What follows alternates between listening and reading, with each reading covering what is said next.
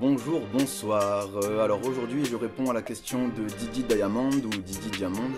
La question qui est comment on travaille en équipe. Alors, très grande et très vaste question. Et donc je vais déjà revenir pour répondre à cette question sur les bases du travail en équipe, qui sont, je pense, les objectifs, la cohésion, cohérence et la communication. Alors si tu me connais pas, je m'appelle Lex, je suis formateur indépendant au métier de l'animation, je suis fondateur du centre de formation dématérialisé qui s'appelle Animaré. Regarde la description de cette vidéo si tu veux en savoir plus. Et si tu me connais et que t'as peur de pas tout retenir, prends de quoi noter pendant le générique. Bienvenue sur Animaré TV, la chaîne de ton centre de formation dématérialisé. Abonne-toi si tu veux rien manquer ou parle-en à ceux que ça intéressera.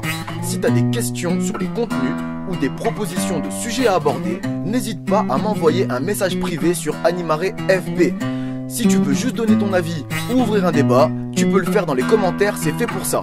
Enfin, les liens vers tous les canaux d'Animaré sont dans les descriptions de chaque vidéo. Bon visionnage, Lex. Alors, comme je te l'ai dit en introduction, selon moi, les trois piliers du travail en équipe, quels que soient les types d'accueil collectif de mineurs, de projets pédagogiques ou d'équipes, sont donc premièrement définir des objectifs clairs et mesurables. Pourquoi ? Parce que c'est compliqué d'avancer tous dans le même sens si on ne sait pas où est-ce qu'on va. Et donc pour savoir où est-ce qu'on va, il faut se définir des objectifs. Et donc pour ça, pour les objectifs clairs et mesurables, normalement, premièrement, tu es censé déjà découvrir les objectifs du projet pédagogique sur lequel tu es censé travailler, qui vont déjà normalement définir les grandes lignes. Par exemple, si tu as un projet pédagogique qui est tourné sur l'autonomie et l'émancipation des jeunes ou la découverte ou sensibilisation culturelle, ça n'aura absolument rien à voir. Et donc derrière, ce ne sera pas les mêmes lignes de conduite qui sont censées être tenues par ce projet pédagogique, étant donné que les objectifs sont différents. J'espère que tu comprends où est-ce que je veux en venir, pardon. Mais donc, dans ces... 1, 2, 3, pardon. Au-delà des orientations du projet pédagogique, ça va forcément se traduire, ces orientations, à un moment ou à l'autre, dans les activités, la vie quotidienne et la vie collective. Donc, si c'est pas clair, cette notion activité, vie collective, vie quotidienne, va voir cette vidéo à laquelle j'y réponds. Mais en gros, tu vas définir, par exemple, quand tu vas être en train de préparer une activité, tu vois, avec tes collègues, tu vas être en train de préparer soit un grand jeu, soit une sortie, soit un spectacle, etc., etc. Et vous allez forcément à un moment dans cette préparation vous définir des objectifs ou des choses, des actions que vous voulez clairement réaliser au sein de cette activité, voire des fois il y aura même un ordre dans les actions. Dans la vie quotidienne, donc par exemple je vais prendre le moment où tu accompagnes les jeunes à table, normalement à travers les objectifs du projet pédagogique et en discussion d'équipe, vous êtes aussi censé vous accorder, ou du moins le projet est censé vous lancer vers une direction pour organiser, gérer le temps où on va manger avec les jeunes à table. Après, il y a plein de façons de faire. Est-ce qu'on mange avec eux sur la même table? Est-ce qu'on mange pas? Est-ce qu'on attend tout le monde? Est-ce qu'on n'attend pas tout le monde? Etc. etc. Il y a plein de façons de faire. Est-ce qu'on fait des grosses, des petites tables? Enfin, bref. Donc tout ça, faut y réfléchir en équipe. Aussi, la régulation de la vie quotidienne. Donc, par exemple... t'as des organisations à faire dans ta journée, donc par exemple des groupes à répartir, selon est-ce que les jeunes créent leurs activités ou s'ils créent tout, ou est-ce que c'est les adultes qui créent pour eux, ou est-ce que c'est un mix des deux, ce sera pas forcément les mêmes objectifs, les mêmes buts, les mêmes moyens, les mêmes actions que vous allez mettre toi et tes collègues derrière cette dynamique pour les jeunes, quand tu vas essayer de les répartir au sein de différentes activités. Ok. Et donc en fait, tout ça, normalement, 1, 2, 3, avoir des objectifs clairs et définis en équipe, notamment à travers le projet pédagogique et ses applications, c'est censé être dans le but d'avoir une version collective du cadre du séjour, que ce soit dans l'organisation, dans les limites, dans les sanctions, dans les conséquences, si jamais on franchit les limites ou qu'on se retrouve hors cadre, et qu'en fait, vous ayez tous au sein de ton équipe la même parole, une seule version, tout le monde dit bleu, il n'y a pas de rouge, orange, turquoise ou quoi que ce soit. Et en fait, ça permet d'avoir une seule version qui est comment dire, que l'équipe paraisse unie devant ton groupe. C'est-à-dire qu'il n'y a pas de faibles qui vont dire oui alors que les autres disent non. Il n'y a pas de gentils, il n'y a pas de méchants. Et derrière, si tout le monde justifie les décisions qui vont être prises par l'équipe, à partir du moment où c'est justifié, normalement c'est censé être compris. Et donc en fait, juste tout ça pour revenir à des objectifs clairs, pour avoir une version collective du cadre à tenir ou de la façon de travailler avec les jeunes ou avec ton public sur le séjour. Donc ça c'est le premier point. Ensuite je pense le deuxième point qui moi me paraît très important pour dire d'avoir une équipe soudée, c'est de respecter ou de maintenir une cohésion ou une cohérence dans l'équipe. Et donc en fait c'est avoir l'air d'avoir une équipe soudée et unie tout simplement face à ton public. Et donc ça ça passe premièrement je pense parce que ça risque d'arriver et je pense que le premier point à prendre c'est éviter les conflits devant le groupe entre adultes hein. Donc éviter les conflits devant ton public. Pourquoi? Parce que donc, je pense que j'y reviendrai sur une vidéo spéciale là-dessus parce que c'est très important, mais en gros ton public va prendre parti toujours à un moment ou à l'autre. Quand il y a conflit ouvert devant eux, il est très rare les fois où ils vont rester neutres. Et donc qui dit que le public prend parti dit qu'à un moment ou à l'autre il y a la crédibilité de l'un ou de l'autre protagoniste du conflit qui va en prendre un coup. Et donc dans le soutien à la cohésion d'équipe soudée c'est très moyen, enfin selon moi. Donc ensuite ça peut être évité, tous ces petits conflits, la plupart des conflits peuvent être évités si chacun au sein de l'équipe respecte la version collective qui a été définie en amont avec l'équipe. Dont je te parlais avant, donc à travers les orientations du projet pédagogique ou activités, vie quotidienne, vie collective, etc. Si tout le monde respecte la version collective et tout le monde n'a qu'une seule version, en gros l'équipe n'a qu'une seule parole, ça évite bien des histoires et surtout ça évite que l'équipe se dessoude et parte dans plusieurs directions. Ensuite, ce que je pense aussi important pour montrer une cohésion ou une cohérence d'équipe, c'est de se soutenir dans les difficultés ou dans les conflits face au public.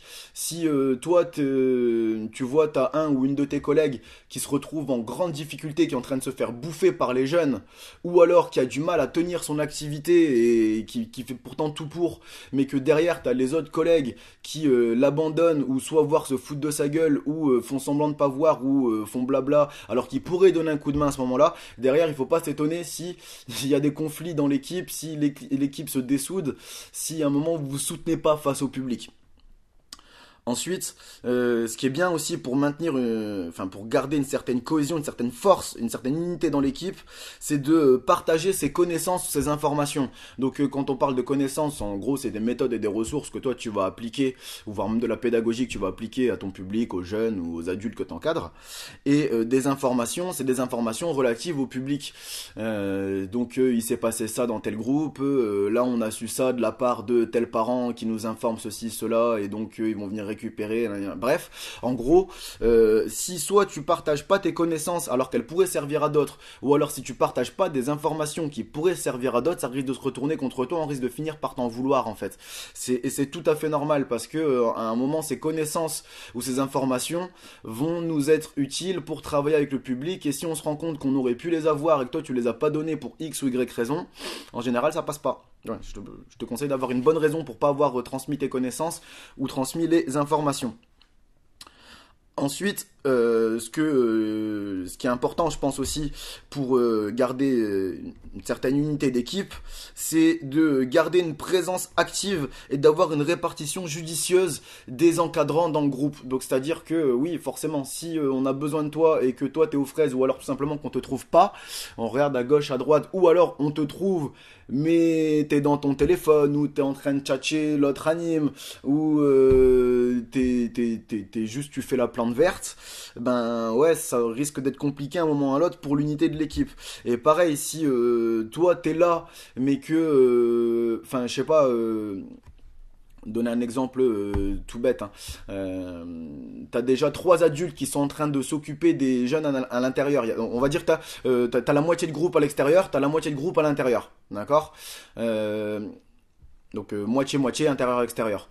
Ils sont déjà 3 dehors, il y a une seule personne à l'intérieur. Ta place la plus judicieuse, si toi t'as pas un groupe de référence ou que t'es pas en train de mener un temps d'activité qui se passe soit à l'intérieur soit à l'extérieur, ben si c'est moite-moite, plus judicieux, ce serait que toi t'ailles à l'intérieur, parce que dehors il y a déjà 3 personnes, à l'intérieur il n'y en a qu'une, elle a peut-être plus besoin d'aide, la personne qui est seule à l'intérieur, que les 3 autres qui sont déjà à 3 pour gérer le groupe dehors et que c'est moitié-moitié. Tu comprends ce que je veux dire? Il y a un moment, il faut réfléchir où est-ce qu'on a le plus besoin de moi, tu vois. Une activité où on est déjà 5 et en face il y a quelqu'un d'autre qui est tout seul, et il y a un groupe à peu près équivalent, peut-être mieux d'aller là-bas. Ou alors, en fait, faut voir. Hein. En gros, faut se répartir de manière judicieuse en termes de répartition des adultes le plus possible. Et en plus de ça, montrer une présence active. Pourquoi? Ben parce que dans un cas comme dans l'autre, si soit t'es pas à l'endroit où on a besoin de toi et où on compte sur toi, ou alors si t'es là, mais que en gros si t'es pas là, ça revient au même, ben ça va finir par se retourner contre toi à un moment ou à l'autre. Et en plus de ça, face au groupe, tu ne montres pas une solidarité d'équipe en fait. Tu ne montres pas qu'on fait force, qu'on forme qu'un dans l'équipe et que tout le monde se donne pour l'équipe et pour le public. Voilà. Donc ça c'était pour le deuxième point qui est la cohésion, la cohérence d'équipe. Et enfin je pense que le troisième point qui est très important pour garder une équipe soudée et réussir à travailler en équipe, c'est tout ce qui va tourner autour de la communication. Et souvent, on se retrouve dans les séjours à avoir des réunions où en direction, quasiment tous les jours, on revient sur la communication pour la fluidité des transmissions des informations, etc., etc. Et des fois, les journées, voire même souvent, les journées ont du mal à tourner tout simplement parce que les adultes n'ont pas assez communiqué entre eux ou n'ont pas été assez éveillés pendant les temps de communication. Donc, les outils de communication, il y en a plusieurs. Hein. Donc, c'est premièrement, je pense, hein, les réunions soit d'équipe ou de préparation. Donc, réunion de préparation, c'est soit en amont de séjour ou alors en préparation d'activités un petit peu tous les jours avant que les activités se déroulent. C'est des réunions de prépa. Et les réunions d'équipe, normalement, c'est des réunions qui servent régulièrement, il n'y a pas d'obligation là-dessus, mais régulièrement elles se font tous les jours en fin de journée pour à la fois faire un retour sur la journée qu'on a vécue, dire ce qui a été, ce qui n'a pas été, et en tirer des analyses, des conséquences s'il le faut, et organiser là où les journées du lendemain. Et ben ça déjà c'est un gros outil de communication, hein. C'est un gros outil de communication et d'organisation.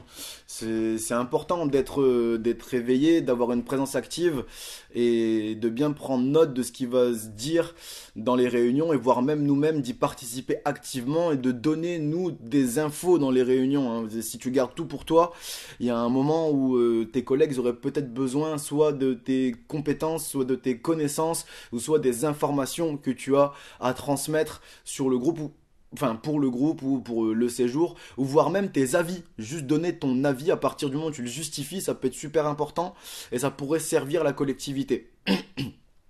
Ensuite, ce qu'on peut faire, c'est mettre en place ce qu'on appelle un tableau de communication. Et donc ça, en général, c'est quelque chose qu'on met à un lieu stratégique, un gros lieu de passage, et on le met en hauteur, ouais, en hauteur et écrit en petit pour pas trop que ça attire l'attention des jeunes, parce que c'est un truc qui est censé être un outil de communication, mais pour l'équipe d'adultes ou pour l'équipe d'encadrants.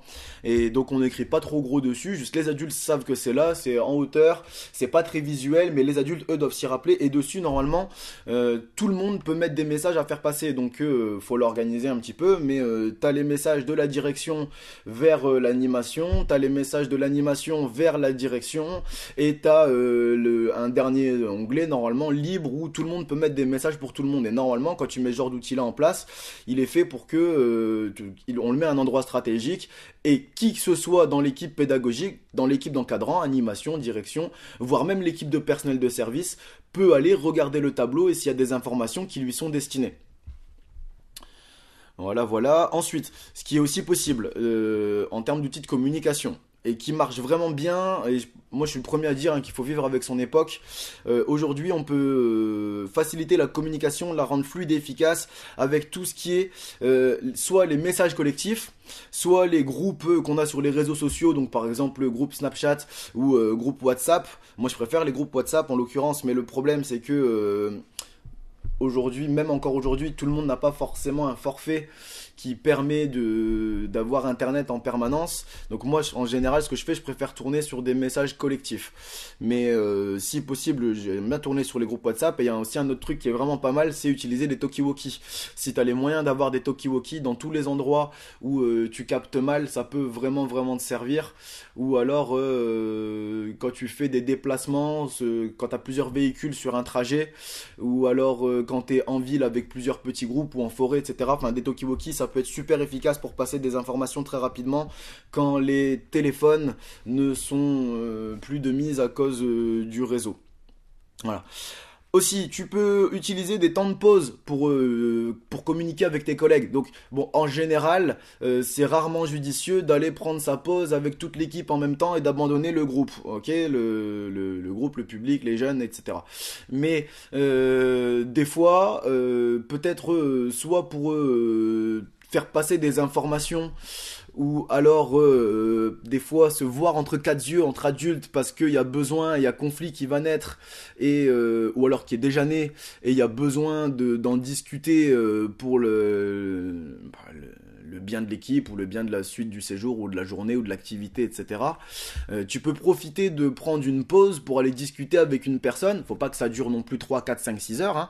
Mais des fois, prendre 10 minutes autour d'une pause club, d'une pause café ou enfin voilà, ça peut servir aussi à faire passer des messages qu'on n'aurait pas l'occasion de se faire passer. Et je pense aussi notamment surtout aux messages qu'on veut juste se dire entre quatre yeux, tu sais, parce que là je te parlais donc de s'isoler du public qui pourraient nous voir, donc des jeunes en général, mais ça peut aussi se faire passer des informations sans que les autres adultes le voient. Des fois on n'a pas envie d'allumer quelqu'un ou de voir poser des questions face à l'ensemble d'un collectif d'adultes, et donc justement se retrouver entre 4 yeux, 5-10 minutes dans une petite pause entre guillemets, même si c'en est pas vraiment une parce que du coup tu discutes boulot, ben ça peut servir aussi en termes d'outils de communication. Voilà.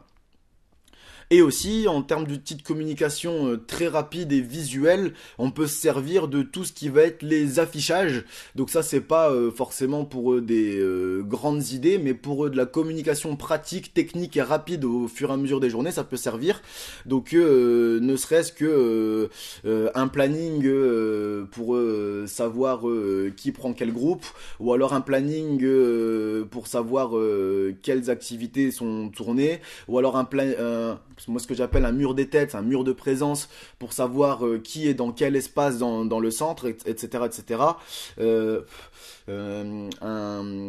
Voilà, un affichage des roulements de services fait avec les jeunes. Donc par exemple si tu es sur un séjour en gestion libre où on fait la vaisselle, etc., ou la vaisselle, le nettoyage, ou alors s'il y a des instants rangement dans des centres plus généraux, on va se dire allez, on va ranger les jeux de société et tous les jours c'est un petit groupe différent, et ben tout ça en fait affiché sur un tableau mis au mur, ça reste des outils de communication qui permettent de venir et en 3 secondes de venir ok, c'est telle et telle personne, ou alors ça, là maintenant c'est ça qui est en train de se dérouler, ok, bon voilà, tous les affichages sont des outils de communication en fait. Voilà. Bon alors bien sûr, les séjours qui ont des journées de préparation sont censés anticiper ces moyens de faciliter le travail d'équipe. Donc ces moyens, comme je te l'ai dit, qui sont la communication, la cohésion et la définition d'objectifs clairs. Donc ça, quand t'as un séjour avec des journées de prépa, qu'elles soient juste avant ou quelques semaines, voire quelques mois avant le séjour, ben ouais, en général pendant ces journées de prépa, on profite de ces temps-là pour commencer à aborder ces moyens de souder une équipe en fait. Normalement on est censé travailler dessus. Après